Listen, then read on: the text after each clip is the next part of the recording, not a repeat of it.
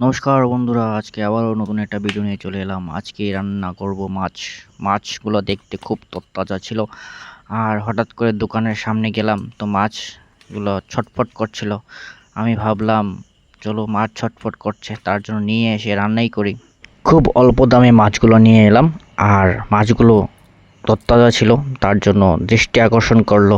তো ভাবলাম বসে থেকে কি হবে, একটু মাছ রান্না করি। আর আমিও খাবো, আপনাদেরকেও ভিডিও বানিয়ে দেখাবো। তার জন্য মাছগুলো আগে ম্যারিনেট করে নিয়েছি হলুদ আর লবণ দিয়ে।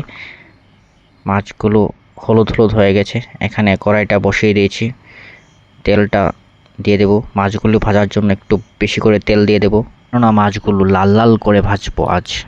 আর লাল লাল করে ভাজলে মাছগুলো খেতে খুব সুস্বাদু হয়। তেলটা কেমন টকবক টকবক করছে।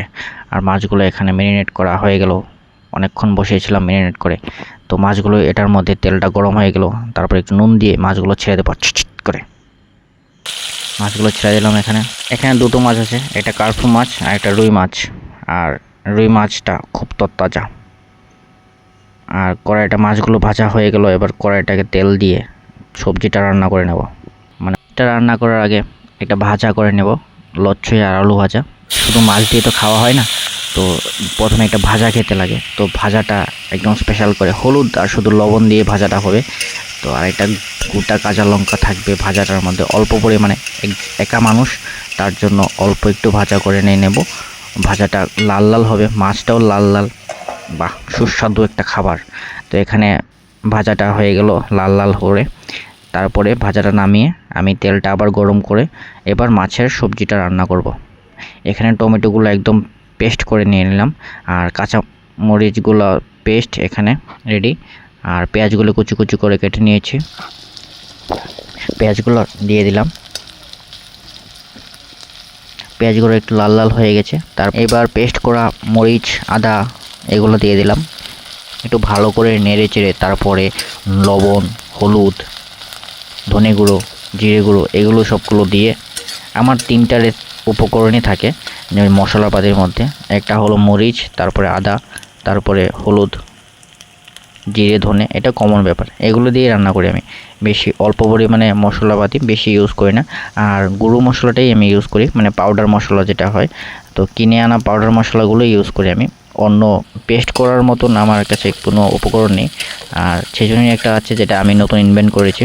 তো ওইগুলো দিয়ে যেটা হয়, মানে মানে জোগাড় করে যেটা হয় সেটাই আমি করি। তো জোগাড় করে করে রান্নাই করি, জোগাড় করে করে আপনাদের সাথে ভিডিওটা দেখাচ্ছি রান্না করে। তো আপনারা ভিডিওটাকে একটু লাইক দিয়ে যাবেন, আর কমেন্ট করে অবশ্যই জানাবেন কে কোথা থেকে দেখছেন। ফ্লেমটা একটু কমিয়ে নিয়ে দিলাম, কারণ পুড়ে যাবে। এটার মধ্যে জল দিয়ে দিলাম, মশলাটা হয়ে গেছে। তো অল্প পরিমাণে জল দিয়ে একটু নেড়ে চেড়ে তারপরে পেস্ট করে থাকা এই পেঁয়াজগুলো বাকি ছিল ওটার মধ্যে। পেঁয়াজগুলো এরকম করে দিলে আলাদা একটা ফ্লেভার আসবে। তারপরে পেস্ট করা টমেটোগুলো দিয়ে দেবো এটার মধ্যে। জলটা যখন ফুটন ধরে যাবে তখন আমি এই টমেটো পেস্টগুলো দিয়ে দেব।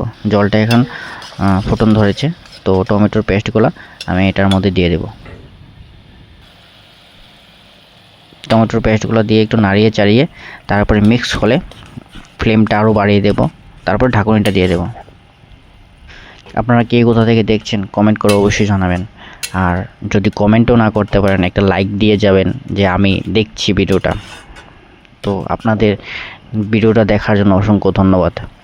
তো এখানে ঢাকনিটা দিয়ে দেব একটু সিদ্ধ হওয়ার জন্য, তারপরে মাছগুলো দিয়ে দেব। এখানে সিদ্ধ হয়ে গেছে, এবার মাছগুলো দিয়ে দেব, একটু নেড়ে চেড়ে দিয়ে দিই।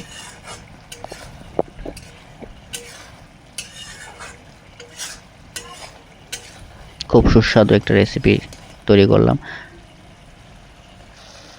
এখানে মাছগুলো দিয়ে দিলাম, একটু নেড়ে চেড়ে দিয়ে দেব। বাস হয়ে গেল। আর একটু পরিমাণে জল দিয়ে তারপর ঢাকনাটা দিয়ে দেবো।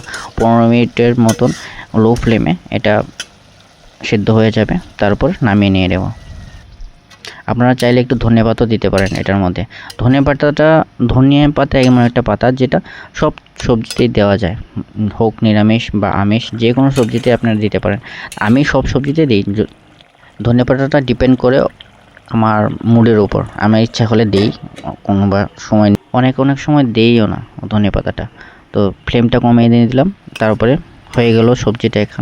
এখন একটুখানি ধনে পাতা আপনারা যদি চান দিতে পারেন, না দিলেও কোনো ম্যাটার করে না, সবজিটা অনেক ফ্রেশ। এখানে ডালটাও হয়ে গেল, ডালটা আরেকদিন দেখাবো রেসিপিটা। রেডি করে নিলাম লাঞ্চ বক্স, আমার অফিসে চলে যাব। খাদক ভাই, এখানে আমার খাদক ভাই। কিরকম হয়েছে রান্নাটা? রান্নাটা খুব স্বাদ হয়েছে, চমৎকার হয়েছে। আমি এরকম রান্না আমার বাপের জন্মও খাইনি। বাহ, ধন্যবাদ। ধন্যবাদ আপনাকে।